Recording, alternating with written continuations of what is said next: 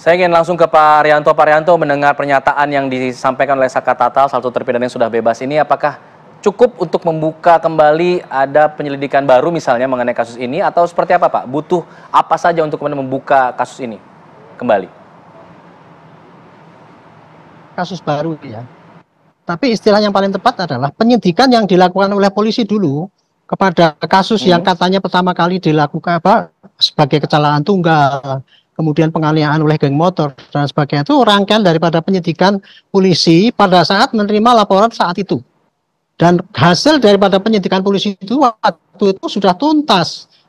Ukurannya adalah berkasnya sudah dikirim ke jaksa dan sudah dituntut dan sudah diadili hakim dan sudah divonis sampai inkrah. Itu paket daripada penyidikan polisi waktu itu.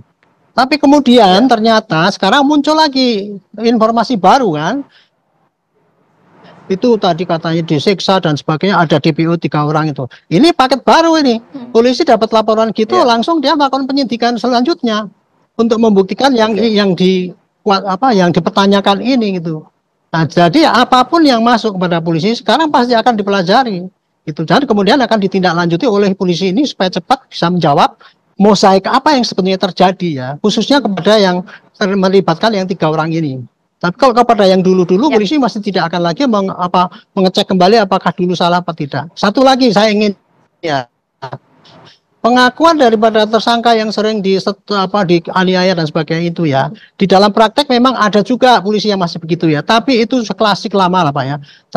Dalam pengalaman saya dulu, saya juga pernah dilaporkan, saya menangkap kemudian saya periksa bareng-bareng orang di depan pengacaranya, begitu sampai sana dia laporan kepada Komnas HAM bahwa Pak saya dicabuti kukunya dan sebagainya gitu, disetrum. Bahkan ada pemeriksaan Polwan yang dibilang memasukkan pada menyundut itu rokok dengan kemaluannya itu. Itu cerita-cerita yang sudah umum terjadi ya gitu ya. Dan kayak gini inilah ini tantangan polisi itu. Tapi publik harus tahu juga ya bahwa apa yang disampaikan itu belum tentu benar juga gitu. Itu kira-kira begitu. Jadi inilah gambaran apabila kasus itu angkat-angkat tapi sepotong-sepotong ya kita harus sabar. Nah, apa hasil polisi untuk penyidikan ini gitu.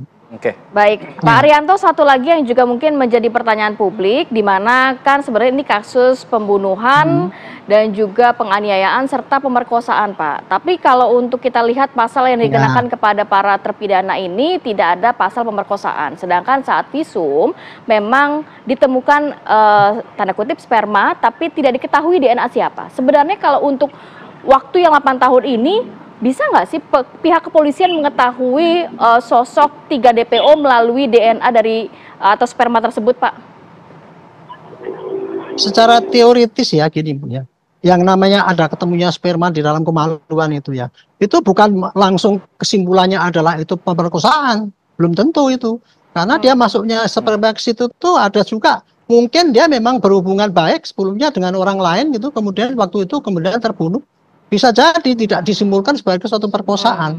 Tetapi intinya ya, apapun yang ditemukan, seandainya DNA itu seandainya ada sperma itu kemudian nanti diperiksa ulang itu tetap jadi bahan pembuktian lagi, dan semua itu ya bahan pembuktian itu nanti yang meramu jaksa, yang menyaring jaksa, apakah ini patut enggak untuk dijadikan dasar untuk menuntut suatu perkosaan apa tidak. Kalau tidak ya pasti tidak masukkan dalam dakwaan gitu.